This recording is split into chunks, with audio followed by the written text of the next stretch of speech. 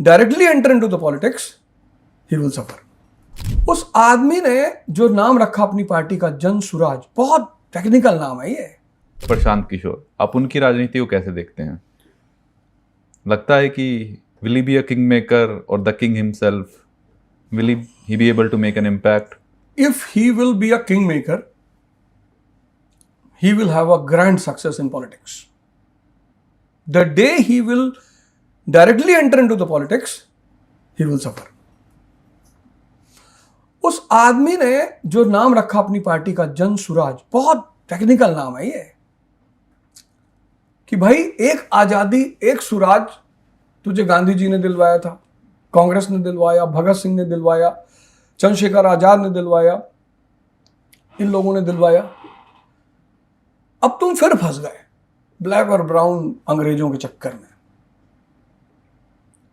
मतलब राजनीति में किस बात पे चर्चा होनी चाहिए कि भाई एजुकेशन में क्या हो रहा है, हेल्थ में क्या हो रहा है। 1853 में जापान गुलाम हुआ, 53 में। 1867 में वहां एक घटना घटती है 14 साल के अंदर, मेजी रेस्टोरेशन। ज्यादातर लोग सुनेंगे फिर कहेंगे बकैती कर रहा है, पता ही नहीं होगा मेजी रेस्टोरेशन क्या है। गारंटी से बता रहा हूं, जितने लोग सुन रहे होंगे मुझे, उसमें 95% अभी गूगल करेंगे बैठ के, इनको पता ही नहीं होगा मेजी रेस्टोरेशन। अबे देख, पिज्जा उज्जा तो नहीं है, ये क्या बता रहा मास्टर हुआ। लेकिन 53 में जब जापान गुलाम हुआ तो उसने अपना एक समुराई का अंदर में डेलीगेशन भेजा, यामागाता डेलीगेशन, कि जाओ यार पता करके आओ कि हम हारे क्यों। यामागाता पहुंचा, यूरोप, अमेरिका। 14 साल ये लोग घूमते रहे यूरोप और अमेरिका में, फाइंड आउट करने के लिए the reason for defeat, the reason for backwardness. Commander Perry ने हराया था अमेरिका का, वो था क्या कहते हैं, नेवल ऑफिसर। जितने लोग सुन रहे हैं इनकी आंखें खुली होंगी।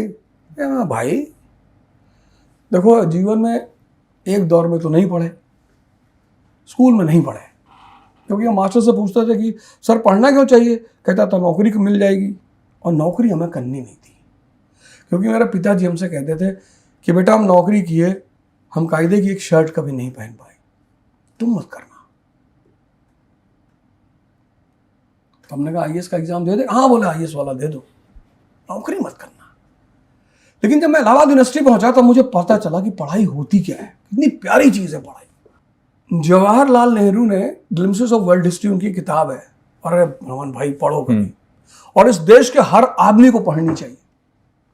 इस देश के हर आदमी को जवाहरलाल नेहरू की किताब है ग्लिम्पसेस ऑफ वर्ल्ड। और मजेदार बात मैं आपको बताऊं, वो किताब नहीं है, वो 1932 में जब वो जेल में थे तब वो जेल से लेटर लिखते थे अपनी उनको कंपाइल करके, उनको कंपाइल किया गया है। और भाई साहब जब आप वो किताब पढ़ोगे ना, तो जैसे आप 350 नंबर पन्ने पे पहुंचोगे पहले वॉल्यूम में, चेंज इन यूरोप। आप में से बहुत लोगों को नहीं पता हुआ कि प्रेस काहे पैदा हुआ, प्रिंटिंग प्रेस 15th सेंचुरी में। अब गूगल मत करना, बता दे रहा हूं। Necessity is the mother of invention. किसी चीज की आवश्यकता होगी तो वो पैदा होगा। तो रेनेसांस, रिफॉर्मेशन और रेवोल्यूशन, ये 3 घटनाएं पैरेलली शुरू हुई। तो जनता तक मैसेज तो पहुंचाना है ना, क्योंकि जोड़ना तो जनता को ही है। तो प्रेस पैदा हुआ। तो भाई सेकंड फेज में बहुत पढ़ाई की, मजा आने लगा। रटने के लिए नहीं पढ़ते हैं। तो यामागाता जब लौट के आया 14 साल बाद, तो उसने जापानीज गवर्नमेंट को बताया कि there are 3 reasons for us getting defeat. बोला कौन सा? बोले यार पश्चिम में जो है ना वो न्यू इकोनॉमिक ऑर्डर है। बोले मतलब? बोले कैपिटलिज्म एंड इंडस्ट्रियल रेवोल्यूशन। बोला अच्छा। बोला न्यू पॉलिटिकल ऑर्डर है। अब बोले ये क्या है? बोले कॉन्स्टिट्यूशन एंड पार्लियामेंट। बोले न्यू एजुकेशनल ऑर्डर है। बोले ये क्या है भाई? बोले rationalism and humanism are the pillars of education. बोला अच्छा यार, पता किया ना क्यों हारे? पता किया ना, new economic order, new political order, new educational order. मतलब नई आर्थिक संरचना, नई राजनीतिक संरचना और नई शिक्षा संरचना। 1853 से 1867 में लौट के आया। और जब जापान की गवर्नमेंट को ये पता चला मेजी रेस्टोरेशन, पूरी पॉलिटिकल संरचना, मिकाडो, शोगन, डैमनियोस, सैमुराई, ये उनका पॉलिटिकल स्ट्रक्चर था। साहब ने सम्राट को सरेंडर कर दिया। एक न्यू स्ट्रक्चर आया।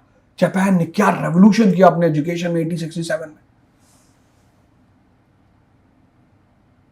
Education, politics, economy, army. कब गुलाम हुआ? 53 में। मेजी रेस्टोरेशन 67 में, 1867। और 1910 में वर्ल्ड पावर। एक चाटा मारा चाइना को 1895 ट्रीटी ऑफ शिमांशेगी, और एक चाटा मारा रशिया को ट्रीटी ऑफ पोर्ट्समाउथ 1905। अमेरिका ने क्लैप किया। अरे भाई अच्छा खेलते हो यार। क्या नाम है जी? जापान। ब्रिटेन ने ट्रीटी किया 1902। तो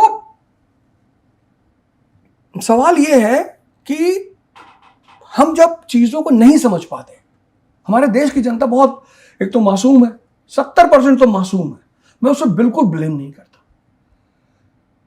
20% जो है ये इस जनता को अलग अलग पिक्चर दिखाते हैं। एक लेडी बोल रही थी महाराष्ट्र में, उद्धव ठाकरे जी बैठे हुए, कोई मुस्लिम लेडी थी, वो बोल रही थी कि जिस तरह से टीवी पे रामायण दिखाया गया है उसी तरह से संविधान भी दिखाया जाना चाहिए। कितनी बढ़िया बात है, इस बात में कोई बुराई है? ट्रोलर्स क्या कर रहे थे? ऊपर लिखे हुए थे, महिला ने की उद्धव ठाकरे के सामने रामायण की बुराई।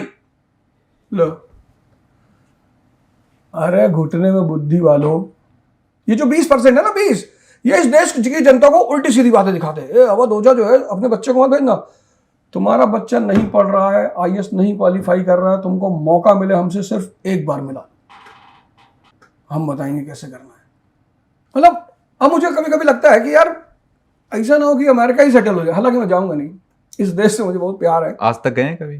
हाँ, इस देश से मुझे बहुत प्यार है। मैं तो जाने वाला नहीं उस कंट्री से, और मुझे पता भी है इस देश के लोगों के बारे में।